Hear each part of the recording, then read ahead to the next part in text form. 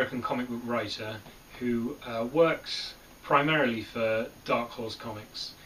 He's a very unique person in the world of comic books because he's what they call a creator-owner.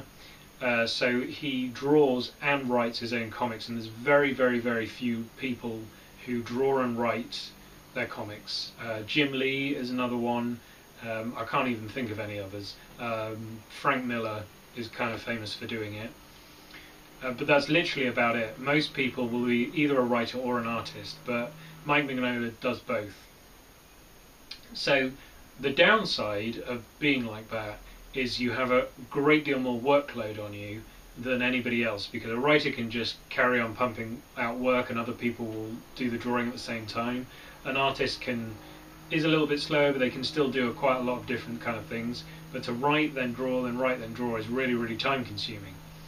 So as a result, he hasn't been seemingly as prolific as some other people, and because he created his own comic book universe, the universe isn't as big as, let's say, the Wildstorm universe or the DC or the Marvel universe, but it's just as rich and it's just as fantastic, and it's definitely something worth checking out.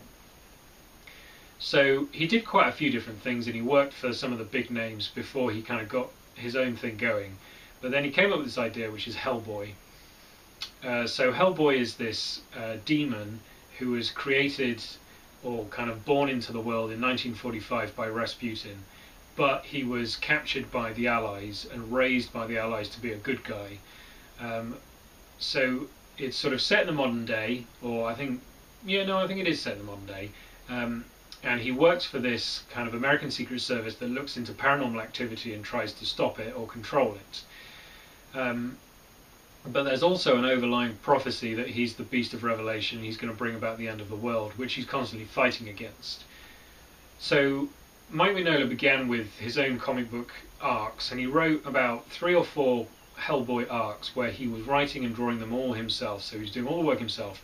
And as a result, it took a very long time for these comics to come out, but they were very, very well received. They are amazing. The first 3 or 4 story arcs of just Hellboy, if you don't get anything else, go out and buy them because they're brilliant. On the strength of those, the movie was made. Guillermo del Toro became a huge fan, had always been a huge fan, and got his movie in the works.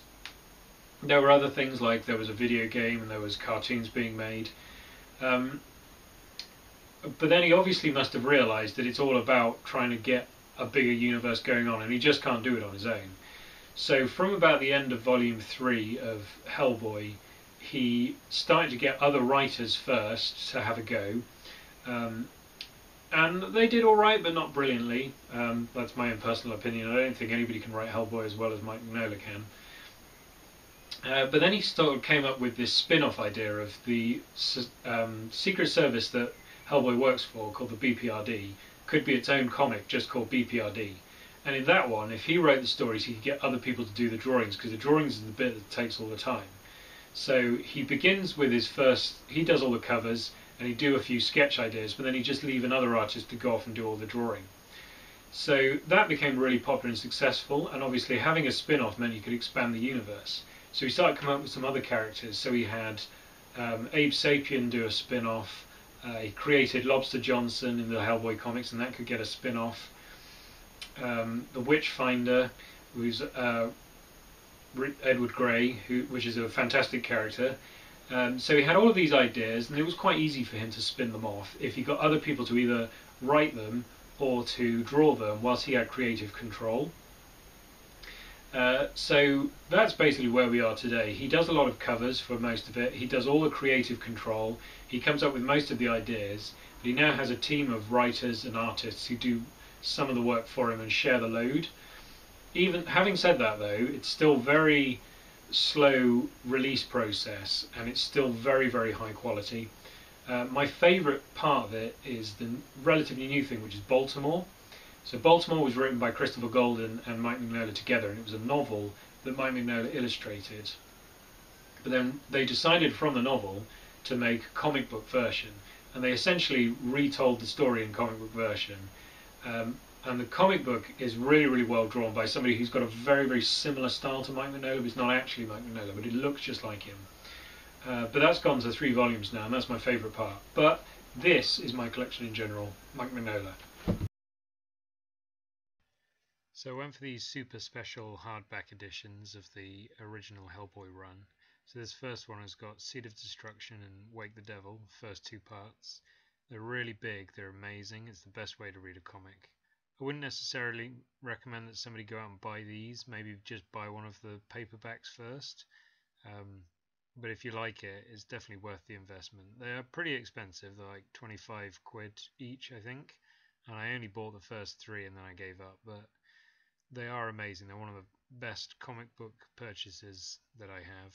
They all come in the back here, you can just see they all come with all of Mignola's original sketches and ideas and stuff like that. So this one's the third volume. Strange Places, sorry. That's kind of like a collection of shorter stories because by this point he'd stopped doing the bigger arcs, and all the stories before then are big arcs, and then everything span off after these three volumes. So one of the first spin-offs he did was Abe Sapien. So this is volume 1, The Drowning. I'm not really keen on the artist, but it's a good story.